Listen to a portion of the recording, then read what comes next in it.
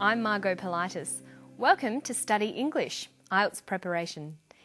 Today we're going to look at a topic you've probably heard a lot about, global warming and the environment. First, we're going to look at ways of brainstorming, taking notes and developing ideas. Watch while we play some vision that contains ideas about the causes and effects of global warming. While you watch, try to note down some of your ideas about what global warming is.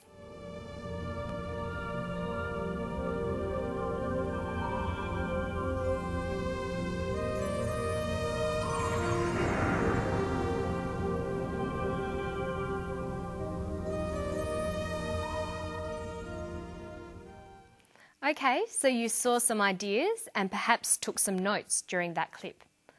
What were some of the ideas you saw? What has caused global warming?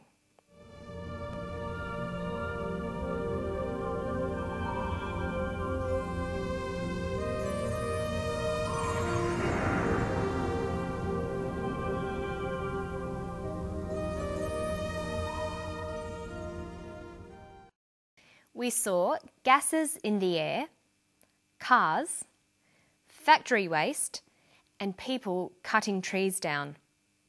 So if you made those notes, you'd get an idea that these were the things causing global warming. Now let's listen to someone talk about the causes. Heat-trapping gases are building up in the atmosphere. Heat-trapping gases are building up in the atmosphere. What else?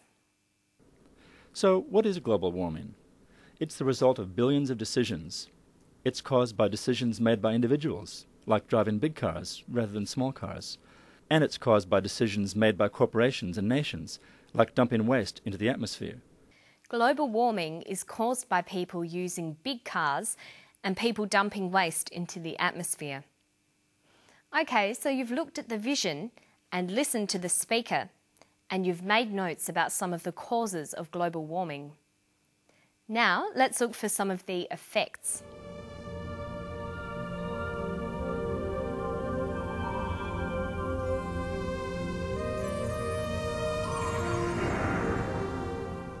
So after watching that, you might be thinking that global warming is having an effect on weather patterns and on nature. Listen to the speaker. Nature is already responding to global warming. There have been changes in global weather patterns. Trees are flowering earlier, birds are laying eggs earlier, butterflies are moving up hills.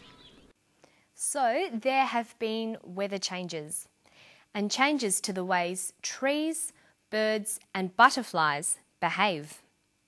So we have a list of causes and a list of effects.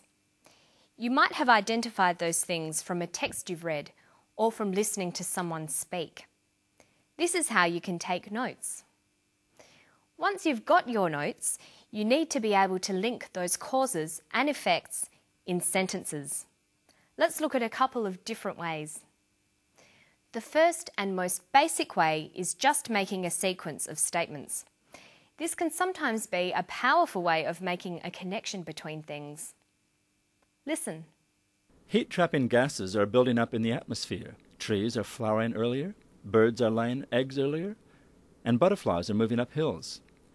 From the sequence of information, we realise that birds are laying their eggs earlier because gases are making the earth warmer. So a simple list of statements can show a cause and effect relationship. But there are other ways too. You can use the language of cause and effect. We can say, X causes Y. Driving cars causes air pollution. There are many other word choices as well. Driving cars leads to air pollution. Driving cars results in air pollution. Notice you can also turn the sentence around. Air pollution is caused by driving cars. Air pollution is the result of driving cars. Air pollution is due to driving cars. Listen to an example here. There have been changes in global weather patterns. Trees are flowering earlier, birds are laying eggs earlier, butterflies are moving up hills. So what is global warming?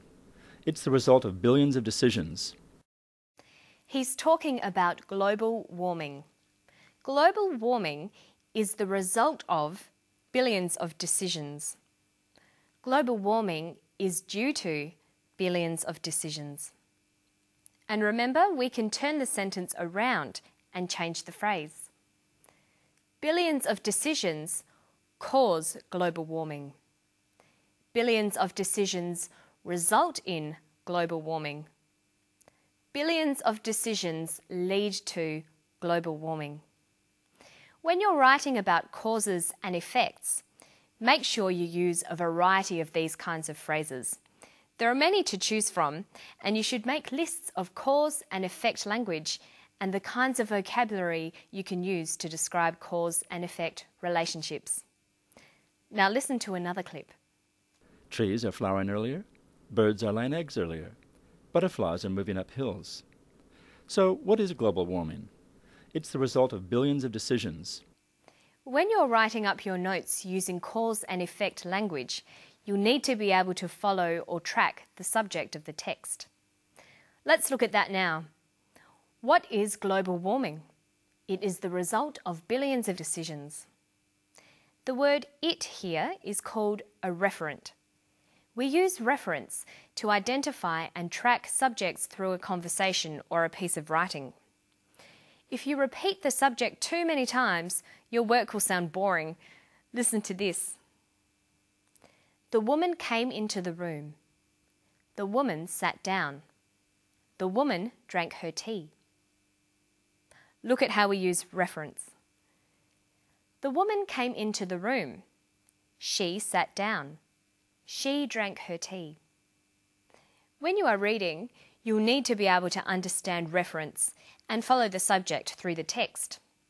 Other referents are this, that, these, those. Here's the clip again. Listen to the way the referents are used. What is global warming? It's the result of billions of decisions. The word "it" here refers to global warming. What is global warming? Global warming is the result of billions of decisions. And here's another referent. What is global warming?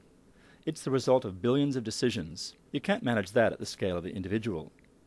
He says you can't manage that at the scale of the individual. He means you can't manage global warming at the scale of the individual. But notice how the subject changes. What is global warming? It's the result of billions of decisions. You can't manage that at the scale of the individual. Managing the atmosphere has to take place at a global level. That's why it needs international agreements. Managing the atmosphere has to take place at a global level. The subject of this sentence is managing the atmosphere. That's why it needs international agreement. So the "it" here no longer refers to global warming. Now it is referring to managing the atmosphere. That's why managing the atmosphere needs international agreement.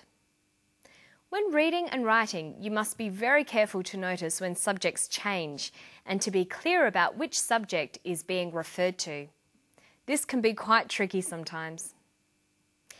Next time you see a paragraph, try to highlight all the referents like it, this, that, these, those, he, she, they. Then try to work out what subject they are all referring back to. It's a great exercise and it will help your reading, writing and speaking skills. And that's all for today. Hope you keep enjoying your English studies and study English. I'll see you next time.